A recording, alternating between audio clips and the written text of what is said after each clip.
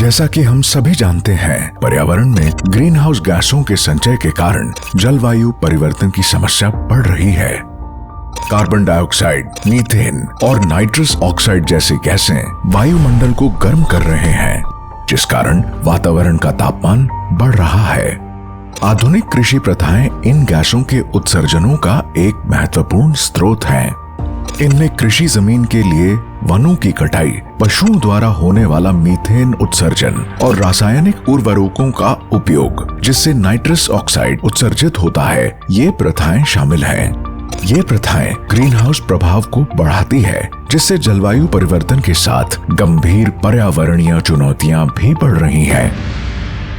आने वाले समय की आवश्यकता है कि हम ऐसी कृषि पद्धतियों को अपनाएं जो मिट्टी में कार्बन को संग्रहित करे और कार्बन फार्मिंग को बढ़ावा दें।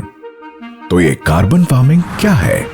कार्बन फार्मिंग कृषि प्रबंधन की एक प्रणाली है जो भूमि को अधिक कार्बन संग्रहित करने और वायुमंडल में छोड़े जाने वाले ग्रीन हाउस गैसों की मात्रा को कम करने में मदद करती है।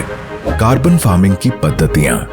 कार्बन फार्मिंग के अंतर्गत विभिन्न पद्धतियां आती हैं, जिनमें फर्टिगेशन, जीरो टिलेज और अन्य खेती के तरीके, जैसे कि धान की खेती में पारंपरिक रोपण प्रथाओं के बजाय धान की सीधी बिजाई करना।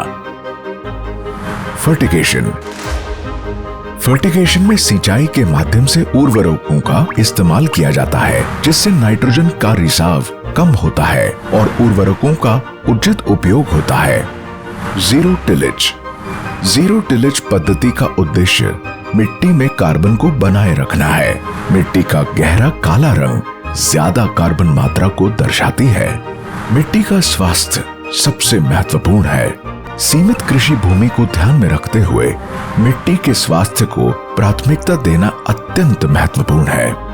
इसमें मिट्टी के पोषक तत्वों को बनाए रखना, योजनापूर्ण तरीके से जैविक संसाधनों को बढ़ाना और कवर फसलें जैसे उपायों के माध्यम से मिट्टी का कटाव रोकना, ये पद्धतियां शामिल हैं। मिट्टी हमारी खाद्य श्रृंखला की नींव है, इसलिए कार्बन फार्मिंग की पद्धतियों के माध्यम से मिट्टी के स्वास्थ्य के लिए आवश्यक प्रयास अत्यंत महत्वपूर्ण है।